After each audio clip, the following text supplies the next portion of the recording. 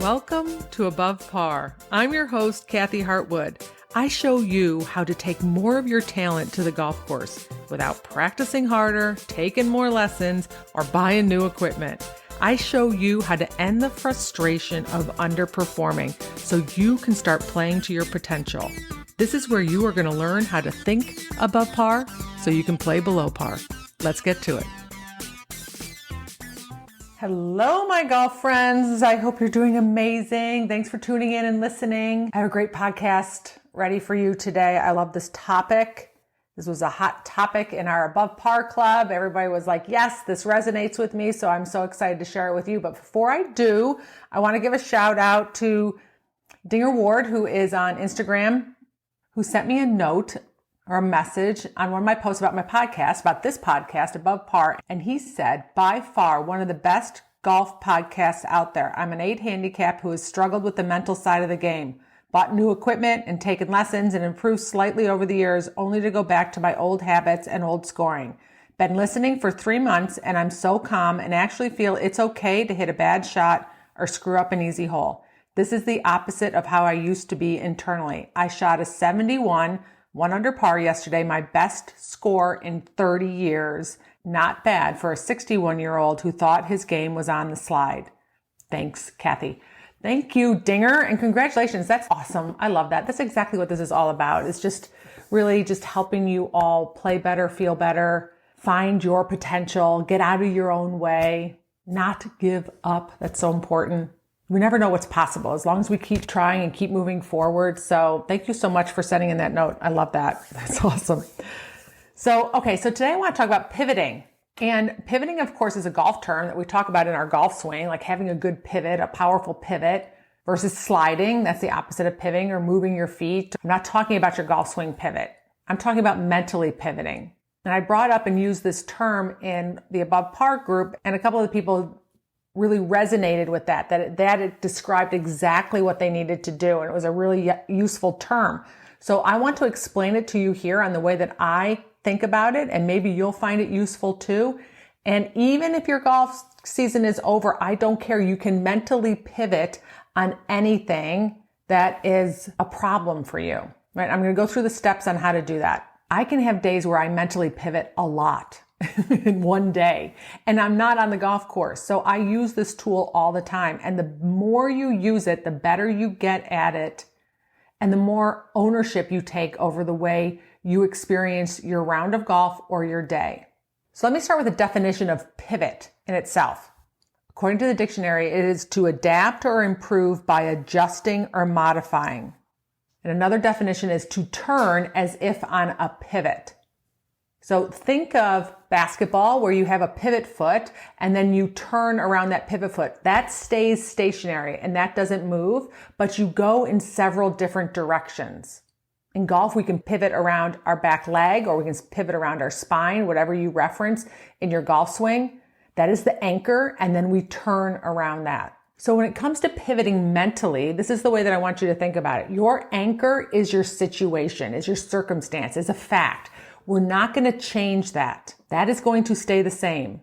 What happens a lot of times is we're searching to change our situations or circumstances so that we can feel better, and we're not really learning anything. That's us running away from an emotion so that we think that we might feel better in a different place.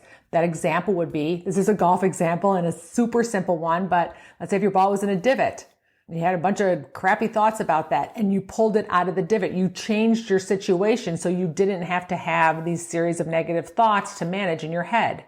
You might have a pairing with a group of people and you want to get moved out of that group. You want to change your situation so that you can think better. That's changing your circumstance. Your ball's in the bunker, you pull it out of the bunker. That's changing your circumstance so you don't have to think a certain way. You make an 8 on a hole and you erase it and make it a 6. Now I feel better. I don't have to have all these crappy thoughts to negotiate in my head. That's not what I'm talking about. I want you to keep your situation the same. Off golf course circumstances or situations might be a conversation you're planning to have and you're uncomfortable and having to negotiate your thoughts. And you're like, I'm just not going to have the conversation so I don't have to negotiate my thoughts or be awkward or uncomfortable. Or it could be that you said yes to going out to dinner and now you have all these thoughts and emotions about going out to dinner with these people and you decide to bail. That's you changing the situation. I want you to pivot by keeping that situation the same. I want you to mentally pivot. Once you mentally pivot, if you want to then change your situation, that's up to you. So I'm not saying that you never change your situation or circumstance or fact. I'm saying first mentally pivot and then like your reason for changing your circumstance or your situation. This builds up an amazing mental muscle that you can use over and over again in any area of your life, right? I want you to learn to mentally pivot like a boss. So your first step is you're going to notice a thought you don't like, or you're going to notice a feeling you don't like. Usually for me, it's a feeling. I'm like, I don't like the way I'm feeling. I've been feeling this way too long and I don't like it. Or you might notice that you're saying or repeating some negative thoughts over and over in your head that you don't like or you want to change. So always your first step is awareness. Sometimes it might be a thought and sometimes it might be an emotion. So for me, I usually notice an emotion and then I get really curious and I try to find the thought that is creating that emotion, right? I label that situation. I'm not going to change the situation. I notice I'm feeling a certain way and then I identify the thought that's in between that is creating that emotion for me. Right? So step one is you're going to notice either the thought or you're going to notice the emotion. If you notice the emotion, you want to find the thought that's creating that emotion or the series of thoughts. And then if you're done sitting in the little baby pool of poop, which is what I call it, sometimes we can wallow in this like misery and are feeling upset, or I just need to be upset for like 10 minutes and sit in this little baby pool of poop. When you're finally done, your second step is to make a decision to pivot. I like to say it out loud. I like to tell myself, all right, Kathy, it's time to mentally pivot.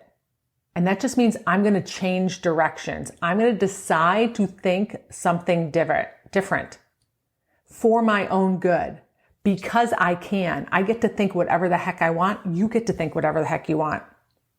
So I'm going to keep the situation the same and I'm going to start asking myself, what do I want to think about it? How do I want to feel about this? Sometimes you might even have to ask, how could I be wrong about this? Like if you're regurgitating a conversation in your head over and over again, and imagining what someone's thinking and you're feeling really crappy, you might say, all right, it's time to pivot. I'm done with this. I want to get out of the pool. Right? I've spent enough time there. And then you can start asking yourself really powerful questions like, how could I be wrong about this? What do I want to think about it? How do I want to feel about it? And that's when you get to pivot. On the golf course, this could be a situation where, let's say you made an 8. And instead of erasing it and turning it into a 6, which is cheating and I do not approve of, right? You might be sulking and pissed off and upset. And hopefully you're not sitting in a baby pool of crap for a long time because it's going to affect your game. You want to pivot. Instead of going, I suck. I can't believe I did this. I just ruined my score. We can't change the 8. We need to change and mentally pivot to something that is going to serve us more as we go forward. You get to decide. You pick. I can't tell you what to think. The reason I can't tell you what to think is because all the words in your head create little neurochemicals for you that go to your body and feel a certain way. So my words might fall totally flat on you.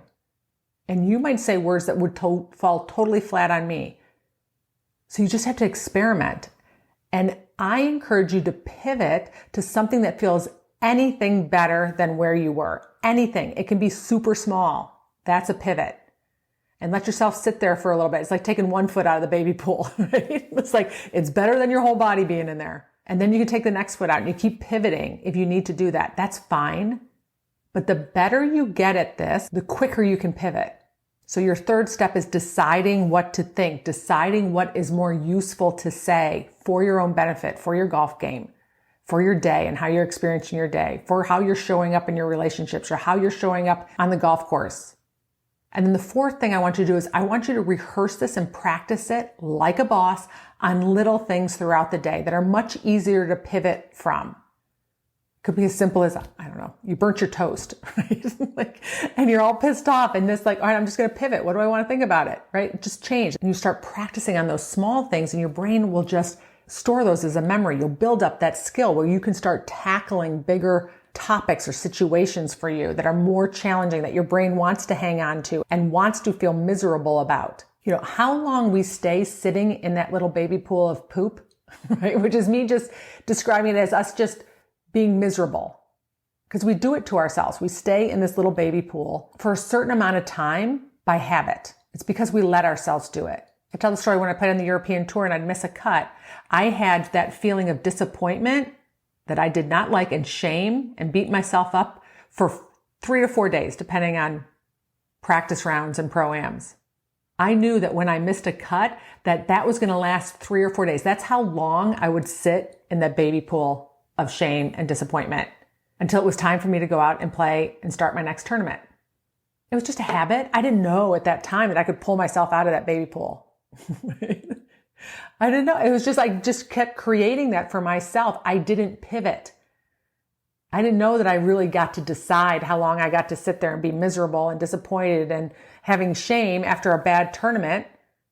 I just did it as long as the window was. I filled up that space until the next tournament started. Right? It's no wonder I started to fear that. It's because it stunk, right? I didn't like that feeling.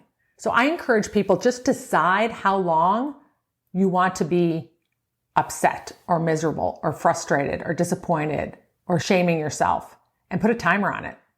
Off of the golf course, you can do that. On the golf course, you can't. Your golf game is going to suffer. But sometimes our brain's just like, I just want to be upset for like 30 minutes. Just let me sit here and be pissed off for 30 minutes about something that maybe happened in your off golf course life. Put a timer on it. And at 30 minutes, pivot. Decide to think something different for your own benefit. Don't change the situation until you've pivoted, and then decide if you want to change that situation or that circumstance or that fact, and like your reasons if you do. Right? So this is what I want you to practice off of the golf course and on the golf course. It has to happen quicker on the golf course.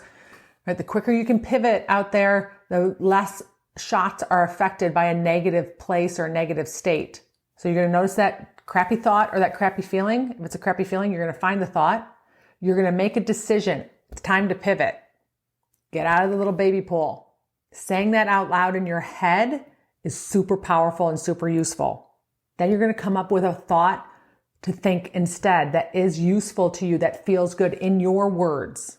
And all you need is a little bit of improvement. You don't need a ton. And then the last thing is I want you to repeat this and practice it everywhere, like a boss, so that you get really good at it.